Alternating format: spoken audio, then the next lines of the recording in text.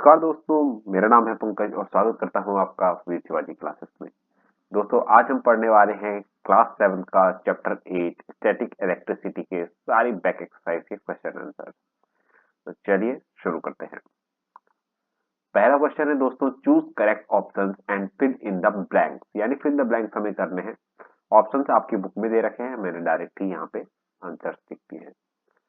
तो यहाँ पे कह रहा है there is always repulsion between the like charges. दोस्तों लाइक चार्जेस का मतलब है अगर नेगेटिव चार्ज होगा और नेगेटिव चार्ज होगा तो ये एक दूसरे को रिपल्शन करेंगे, यानी एक दूसरे से दूर भागेंगे। ऐसे ही अगर पॉजिटिव चार्ज होगा और दूसरा भी पॉजिटिव चार्ज होगा तो ये दोनों भी एक दूसरे से दूर भागेंगे। अगला है displacement of the negative charge is responsible for the generation of electric charge in an object.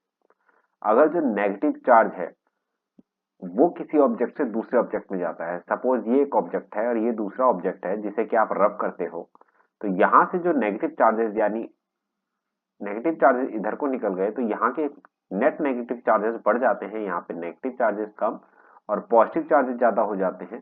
इसकी वजह से क्या होता है कि किसी भी चीज में इलेक्ट्रिसिटी जनरेट होती है। इसे आगे डिटेल में हम पढ़ेंगे। मैंने यहीं पे आपका एक क्वेश्चन है जिसमें मैं आपको इसे डिटेल में समझाऊंगा। आगे बढ़ते हैं।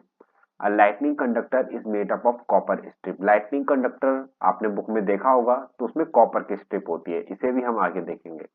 Gold does not gate electrically charge easily bye rubbing. दोस्तों गोल्ड जो है एक मेटल है और जब हम इसे इलेक्ट्रिकली चार्ज करते हैं रब करने से, अगर इसमें इलेक्ट्रिक चार्ज प्रोड्यूस हो भी तो वो स्टैटिक नहीं रह पाता, क्योंकि आपको पता होगा जो मेटल्स होते हैं वो गुड कंडक्टर ऑफ इलेक्ट्रिसिटी होते हैं और जो इस पे चार्जेस प्रोड्यूस होते हैं वो एकदम से यहाँ से कंडक्ट होके दूसरी ही जगह पहुंच जाते हैं। इसलिए इन्हें इलेक्ट्रिकली चार्ज करना रब करके काफी मुश्किल होता है।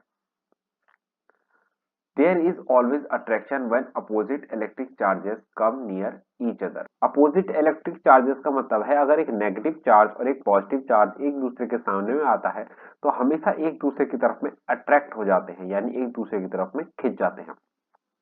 अगला है a charge object can be detected with an electroscope. इसको भी दोस्तों हम बस अगले ही क्वेश्चन में पढ़ने वाले हैं, कैसे चार्ज ऑब्जेक्ट को हम इलेक्ट्रोस्कोप से डिटेक्ट कर सकते हैं, यानी पता लगा सकते हैं कि कोई ऑब्जेक्ट चार्ज है या नहीं है। अच्छा, ये देखिए दोस्तों, यहाँ पर हमारा सारा का सारे जो पॉजिटिव चार्ज है ये एक पूरा पॉजिटिवली चार्ज हमारी रॉड है जिसे कि हम इस इलेक्ट्रोस्कोप पे टच करेंगे। ये बेसिकली मेटल का बना होता है, तो ये यहाँ से मेटल के थ्रू होते हुए ये सारे चार्ज पहुंच जाएंगे हमारे दो इन गोल्ड क्लिप्स पर और ये दोनों एक दूसरे से दूर भागेंगे, बिकॉज ये भी यहाँ पे सारा था पॉजिटिव चार्ज, इसमें भी हो गया पॉजिटिव चार्ज एंड इसमें भी हो गया पॉजिटिव चार्ज। और अभी हमने पढ़ा था अगर लाइक चार्ज होते हैं तो एक दूसरे को रिपेल करते हैं, यानी दूर भागते हैं, इसलिए एकदम से खुल जाएगा। आगे चलते हैं। Explain why it is not safe to go out with an umbrella when there is heavy rain, thunder and lightning.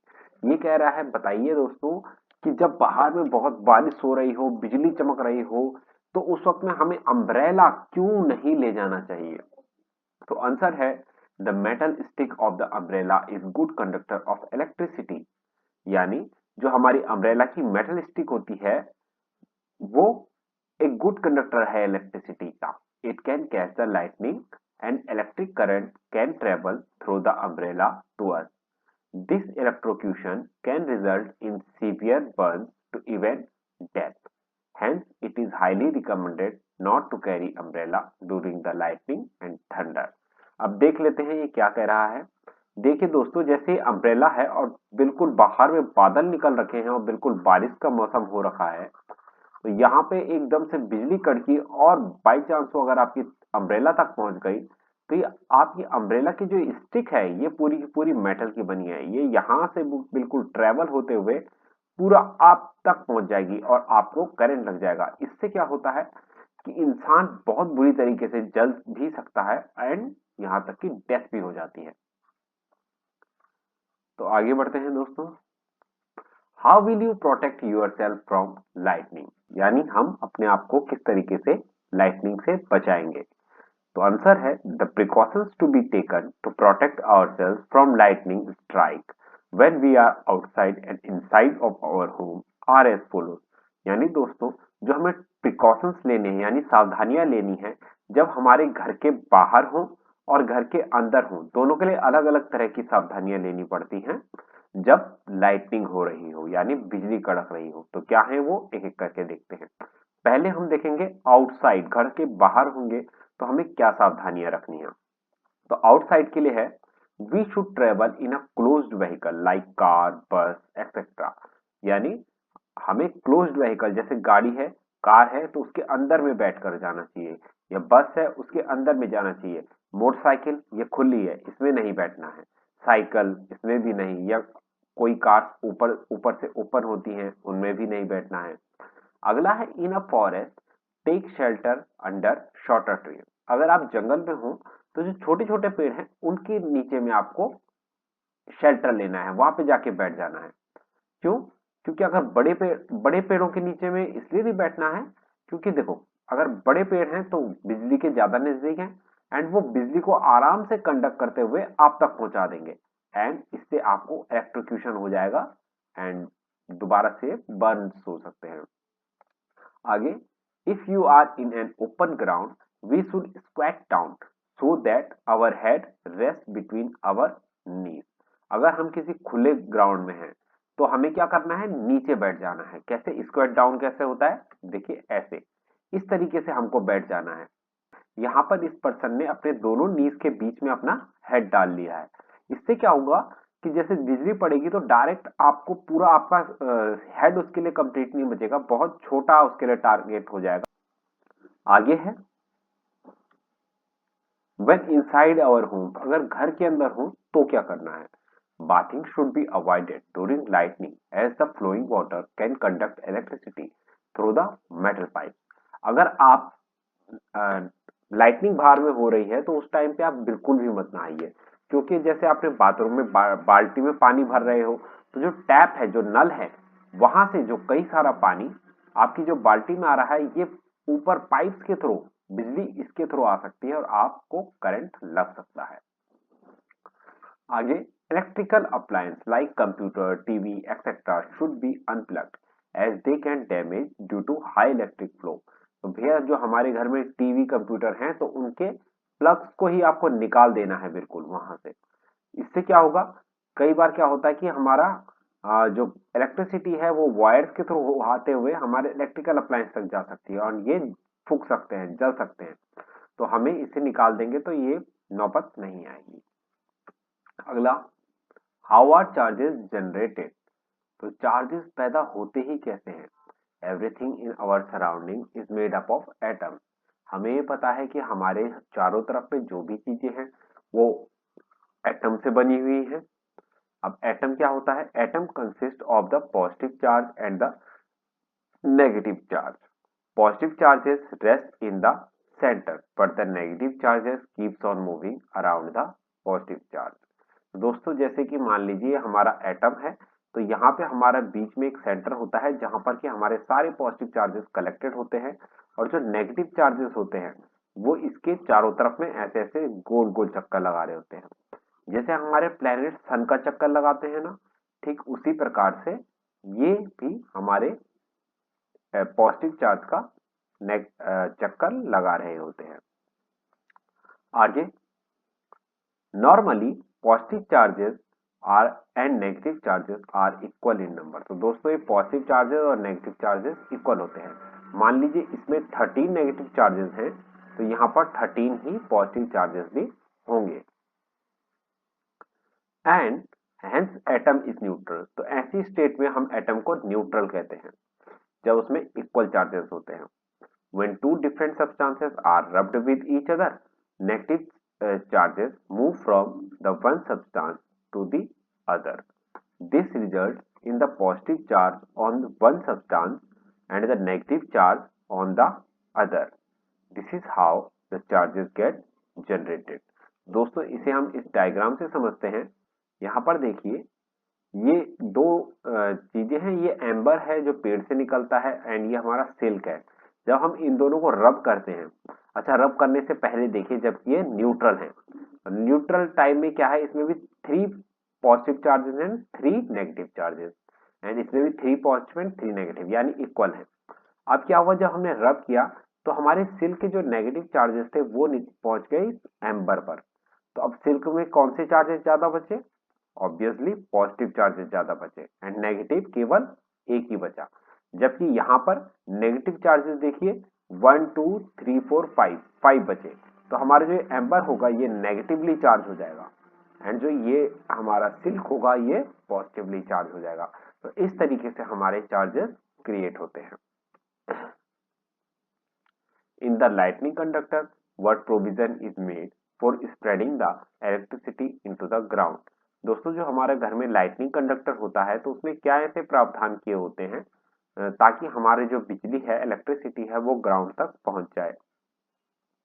तो पढ़ लेते हैं एक बार। Lightning conductor is a device for protecting buildings from the lightning strike. It consists of a long copper strip with one end forked. This end is at the highest part of the building. The other end of the strip is connected to a plate of cast iron. A pit is dug in the ground.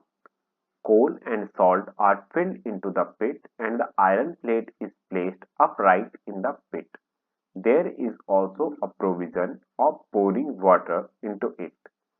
This helps spread the electric charges quickly into the ground and prevent damage. दोस्तों ये रहा हमारा पूरा वो system. यहाँ पे देखिए ऊपर से बिजली आ रही है एंड ये हमारा फॉक्ड एंड है यहाँ पे, यानी बिल्कुल ऐसे हाथ से निकले पड़े हैं इसके। ये जो इलेक्ट्रिसिटी है वो बिल्कुल यहाँ पे स्ट्राइक करती है एंड इसके थ्रू ये ट्रेवल करती हुई जाती है नीचे एंड नीचे ये चली जाती है हमारी धरती के अंदर। एंड धरती के अंदर में दोस्तों यहाँ पे होता है हमारी कास्ट आयरन प्लेट, जो कि ये रही, यहाँ पे बिल्कुल दे रखा है लेबलिंग करके। अब ये इस कास्ट आयरन प्लेट के थ्रू यहाँ पे जाती है। यहाँ पे क्या भरा है हमारा? कोल एंड सॉल्ट, यानी कोयला और नमक इसमें भर दिया जाता है, जिसके कारण क्या होता है ये बिजली फास्टली ट्रांसफर कर जाती है। कहाँ? ग्राउंड में। एंड हमारी पूरी जो बिल्डिंग है वो इलेक्ट्रिसिटी से, ये मतलब लाइटनिंग से बच जाती है। आगे, why do farmers stick an iron staff into the ground while working in the field in rainy condition? यानी जो हमारे किसान लोग होते हैं वो हमारी जमीन में एक डंडी सी क्यों गाड़ देते हैं? आयरन की डंडी, लोहे की डंडी क्यों गाड़ देते हैं जब वो खेत में काम कर रहे होते हैं? तो दोस्तों इसका आंसर है farmers stick an iron staff into the ground while working in the field in rainy conditions because the lightning strike can harm them as well as their crops. Iron is a good conductor of electricity and it will conduct the electricity directly into the ground without harming the field and the farmers. यानी दोस्तों जो ये iron की stick है ये good conductor of the electricity है। जब इसके ऊपर में बिजली पड़ेगी तो ये पूरी बिजली को अपने थ्रो से होते हुए कंडक्ट करके जमीन के अंदर में ले जाएगा एंड जो किसान यहाँ पर काम कर रहे हैं उन्हें कुछ भी नहीं होगा और ना ही उनकी क्रॉप्स को। तो I hope it is clear. अगला क्वेश्चन है दोस्तों, why is lightning not seen every day during the rainy season? यानी दोस्तों जब रेनी सीजन आता है, मॉनसून आता है, तो हमें रोज ही लाइटनिंग, रोज ही बिजली चमकती हुई क्यों नहीं दिखाई देती है? तो आंसर है इसका, to understand this first we need to understand the mechanism of lightning. इसे समझने से पहले हमें यह समझना होगा कि लाइटनिंग का मैकेनिज्म क्या है, लाइटनिंग किस तरीके से होती है। When air and clouds rub against each other in the sky, upper part of the cloud become positively charged and the lower part becomes the negatively charged. The negatively charged base of the clouds start flowing towards the positively charged ground. In this way, the lightning strike takes place. यानी दोस्तों आसमान में जब हवा यहाँ से जब जाती है, क्रॉस करती है, वो इन्हें रब करती है, तो क्या होता है कि इन बादलों में चार्ज क्रिएट होता है। ठीक वैसे ही जैसे हमारा सिल्क और एम्बर का ये कोई दो सब्सटेंसेस जब रब करते हैं उनमें क्रिएट होता है। अब यह एक फिनोमेना होता है कि जो भी हमारा नेगेटिव चार्ज होता है वो क्लाउड के निचले एंड पे होता है, जबकि पॉजिटिव चार्ज हमेशा ऊपर वाले एंड पे चले जाता है। अब हमारी जो ग्राउंड होती है वो भी पॉजिटिवली चार्ज होती है। तो क्या होता है, ये नेगेटिव चार्ज हमेशा पॉजिटिव चार्ज की तरफ जाने की कोशिश करेगा, क्योंकि हमने पढ़ा था कि opposite charges attract each other. तो एक दूसरे को अट्रैक्ट करते हैं और यहां से बिजली फ्लो करती हुई जाती है सीधा हमारे ग्राउंड में, और ऐसे करके लाइटनिंग स्ट्राइक्स होती हैं। आगे देखते हैं दोस्तों, what are the characteristics of the static electric charge. हम स्टैटिक चार्ज को तो जान चुके हैं, जैसे कि हमारे अभी सिल्क में था, वो चार्ज वहीं पे अटक रखा था, कहीं और नहीं जा रहा था। जबकि हमने गोल्ड में देखा था वो चार्ज एकदम से भाग जा रहा था। या हमने आयरन स्टिक जो कि फार्मर ने लगा रखी थी उसमें देखा था, एकदम से वो ग्राउंड में भाग जा रहा था चार्ज। तो इसी स्टैटिक चार्ज की हम बात कर रहे हैं। तो क्या कैरेक्टरिस्टिक है इसकी? The characteristics of the static charge are they are produced due to the friction between the two object. तो स्टैटिक चार्ज हमारा जब दो ऑब्जेक्ट एक दूसरे के साथ में फ्रिक्शन करते हैं तभी प्रोड्यूस होता है, जैसे अभी हमारे सिल्क और एम्बर कर रहे थे। Static charge are of two types, positive and negative charges. तो एक सब्सटेंस में हमारा पॉजिटिव चार्ज होता है, जबकि दूसरे सब्सटेंस में हमारा नेगेटिव चार्ज होता है जब भी हम दो को रब करते हैं।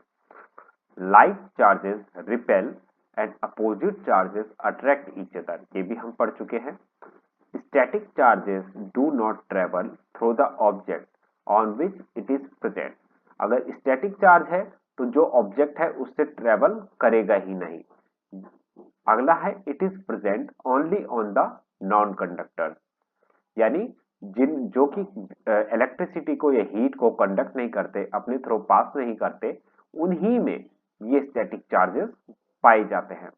Static charges can produce induction in the near by object. अब क्या है इंडक्शन, इसे हम जानते हैं कि क्या है ये इंडक्शन। आइए दोस्तों, यहां पर आपको एक कॉम दिखाई दे रही है। इस कॉम को आप घर पे भी कर सकते हैं। अपने सिर पे तेजी से रगड़िए, लेकिन उससे पहले थोड़े से पेपर के टुकड़े भी सामने रख लीजिएगा। अब सिर पे इस कॉम को रगड़ने के तुरंत बाद इन पेपर के टुकड़ों के सामने लाइए। ये पेपर के टुकड़े एकदम से ही इसकी तरफ में अट्रैक्ट होने लग जाएंगे। ये आपने करके भी देखा होगा।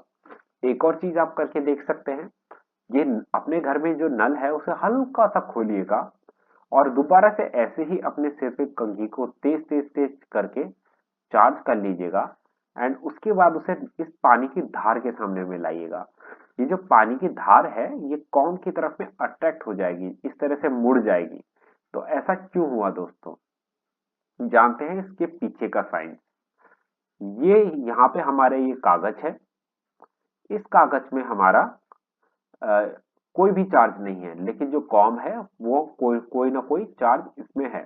सपोज यहाँ पे पॉजिटिव चार्ज है, तो यहाँ पे क्या होगा, हमारा जो कागज है इसमें इसके पॉजिटिव चार्ज की तरफ में अट्रैक्ट होंगे negative charges. Opposite charge attract करते हैं एक दूसरे को, तो इसके जो पॉजिटिव चार्ज है वो पेपर के अदर एंड पे चले जाएंगे और ये पेपर एकदम से नेगेटिव चार्ज होने के कारण इसकी तरफ खिंच जाएगा। अब देखो यहाँ पे हुआ क्या, इसमें तो चार्ज था लेकिन इसके चार्ज ने इस पेपर के टुकड़े में भी चार्ज पैदा कर दिया, जिसकी वजह से ये इधर खिंच गया। तो इसी को कहते हैं इंडक्शन। अगला है what are the damage caused by the lightning, how will you create awareness to prevent it. यानी दोस्तों, जो लाइटनिंग होती है, हमारी जो बिजली चमकती है, तो उससे क्या डैमेज होता है, आप कैसे अवेयरनेस फैला सकते हो इस लाइटनिंग के डैमेज से बचने के लिए। तो damages caused by the lightning are as follows. Lightning can damage the building और any property on which it falls. तो लाइटनिंग जिस भी बिल्डिंग में या किसी भी चीज पर या किसी लिविंग बीइंग पर गिरेगी उसे डैमेज कर देती है, उसे मार देती है या खत्म कर देती है। It can cause severe burns and even death if it falls over the person. यदि यही लाइटनिंग किसी पर्सन के ऊपर में गिरती है तो उसे बहुत ज्यादा बर्न्स आ सकते हैं और यहाँ तक कि उसकी डेथ भी हो सकती है। It damages the trees on which it falls. Lightning जिस भी ट्री के ऊपर में गिरती है उसे डैमेज कर देती है, जला देती है। as the trees catches fire after being electrocuted. First of all, I will ask the government. तो एक और दूसरा क्वेश्चन था दोस्तों, how will you create the awareness to prevent it. तो कैसे करके आप ये लाइटिंग के लिए लोगों में अवेयरनेस फैलाओगे। तो पहला है दोस्तों, I will ask the government through a letter to create an awareness among the people about the damages caused by the lightning and the precautions to be taken to protect ourselves। तो दोस्तों सबसे पहले तो मैं क्या करूंगा कि government को कहूंगा कि वो लोगों को अवेयर करे कि लाइटिंग जो होती है उससे क्या क्या डैमेजेस हो सकते हैं और उन डैमेजेस से हम किस तरीके से अपने आप को बचा सकते हैं। और अपने पर्सनल लेवल पे क्या करूंगा, on my personal and I will create awareness among my family, relatives and friends about the lightning strike. यानी अपने एंड पे मैं अपने फैमिली में, अपने रिलेटिव्स में, रिश्तेदारों में और अपने दोस्तों में क्या करूंगा, अवेयरनेस क्रिएट करूंगा कि किस तरीके से हम लाइटनिंग स्ट्राइक से बच सकते हैं। तो दोस्तों इस क्लास में इतना ही। अगली बार मैं आपके लिए लेकर आऊंगा एक और नए चैप्टर के क्वेश्चन आंसर। तब तक के लिए बाय बाय।